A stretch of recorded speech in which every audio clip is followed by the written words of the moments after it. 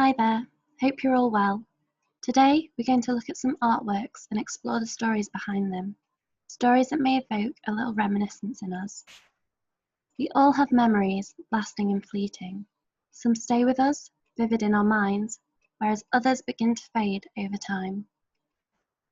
Contemporary art has a way of provoking memories, making us think of a time that we'd forgotten or not given much thought to, an experience that can be really personal and intimate. Let's look at these 5 artworks. Perhaps you'll end up casting your mind back to a particular memory. Stanley Spencer, The Glen, Port Glasgow.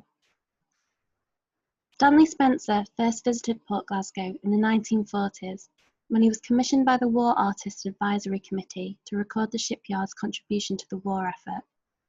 He spent 7 years sketching shipbuilding scenes at Lithgow's Kingston Yard at Port Glasgow, his aim being to capture the positive and humane amid the horrors of war. Between 1945 and 1950, Spencer painted a series of 18 pictures known as the Port Glasgow Resurrections. The Glen, Port Glasgow, which you see here, was painted later but still expresses the deep affection and respect that Spencer felt for his wartime neighbours and other locals. There is a charming sense of fun in the community in this busy and active composition, which depicts children playing mixed with adult responsibilities. The artist has included himself in this work, on the left, carrying his portfolio under his arm. He moves with the same anonymous, self-absorbed purpose as the workman at the top of the stairs, who carries the tools of his trade. Do you remember how Port Glasgow used to look?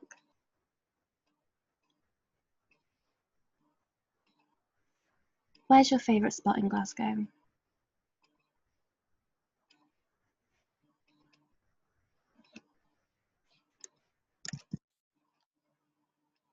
David Hockney, Photography is Dead, Long Live Painting. This piece, by renowned British artist David Hockney, is a playful testament of friendship. The Get Well Soon card refers to Jonathan Silver, Hockney's close friend, who was in hospital during the summer of 1997. Hockney flew back from LA to Yorkshire so he could visit him regularly in hospital. David and Jonathan met back in the 1960s. Jonathan was working on his school's magazine and had become aware of the rising fame of David Hockney, who had attended Bradford Grammar, the same school as Jonathan, a decade earlier. They met up in Jonathan's dad's burger bar, and David agreed to design the magazine cover. A loving friendship began to blossom. In 1987, Jonathan bought Salts Mill, a former textile mill in Saltaire, Bradford. It was in a dilapidated state, but he could see the building's potential, and he transformed it into retail and commercial units and an art gallery.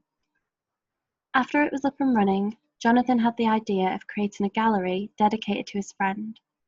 He went on to create the 1853 Gallery, an art gallery that today houses over 400 pieces, the largest holding of Hockney's works in the world.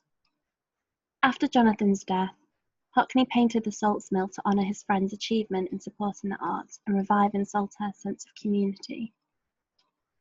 When reflecting on the painting, Hockney remarked warmly, "I'd painted Saltaire for Jonathan. I wanted him to see it as I see it now, and also for him to know how I remembered it as well. Salt Mill is about time and the history of the place, and many places like it."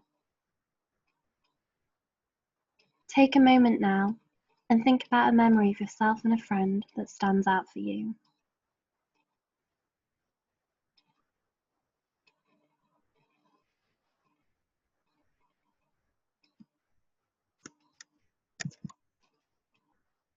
Beryl Cock, Hen Party 2.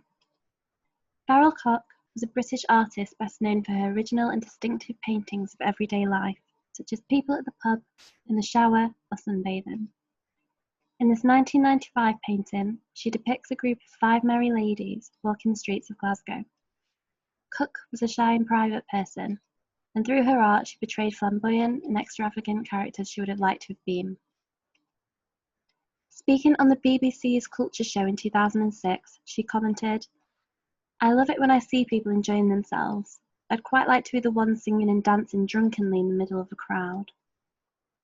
On that note, do you remember the best party you've been to?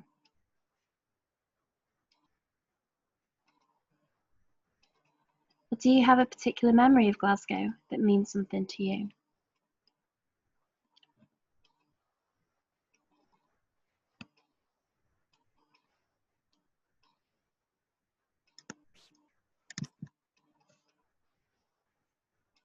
Jane Evelyn Atwood, Kissing a Friend. Atwood is an American photographer who has been living in Paris since 1971. She typically follows and documents the lives of individuals who perhaps view themselves as social outcasts. Kissing a Friend focuses on Jean-Louis, a French gay man who agreed to let Atwood spend time with him during the final months of his life as he was dying from AIDS. This resulted in the publication of a collection of photographs in leading European magazines, winning a World Press Photo Foundation the following year. He was actually the first person with AIDS in Europe to be photographed to appear in the press. Kissing a Friend offers an intimate glimpse into a moment of embrace, moments that never leave us. Cast your mind back to your most cherished memories of loved ones.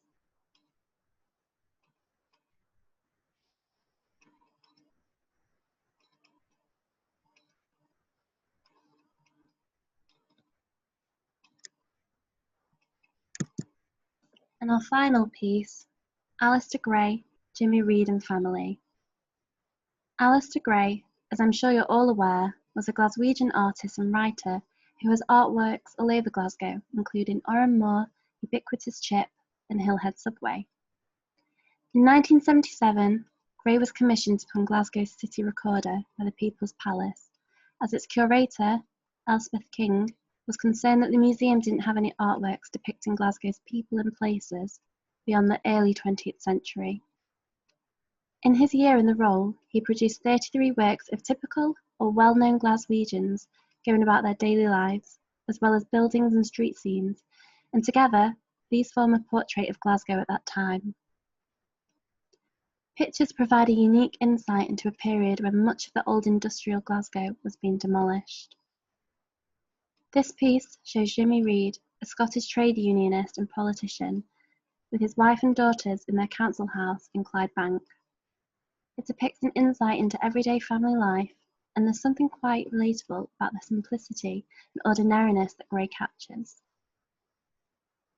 Have you seen any of Alistair Gray's works around Glasgow?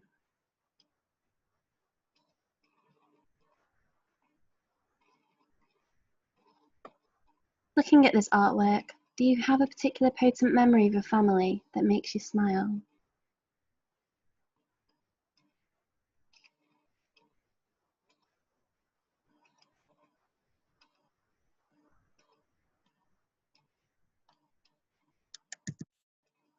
Thank you, and the staff at GoMA, for your time. I hope you've enjoyed exploring these artworks, and perhaps you've had a wee trip down memory lane.